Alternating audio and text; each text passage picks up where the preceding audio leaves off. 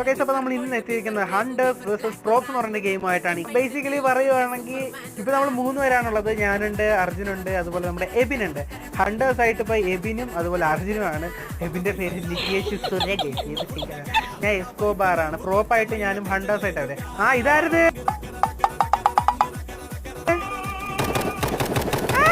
എടാ നികേഷ് സുരേ കിട്ടി. എടാ നികേഷ് സുരേ എടാ അവൻ ഇൻവിസിബിൾ ആയി. എടാ നികേഷ് സൂര്യ ഔട്ട്. എടാ ഇനി ഒരാളും എടാ വൃത്തികെട്ടവ എന്നെ ആടാക്കിട്ട് പോടാ. ഇതെന്ത് സാധനം ഇത്? ആയിക്കോട്ട് പോകുന്നു പെടച്ചോട്ടവൻ പോയി. അവൻ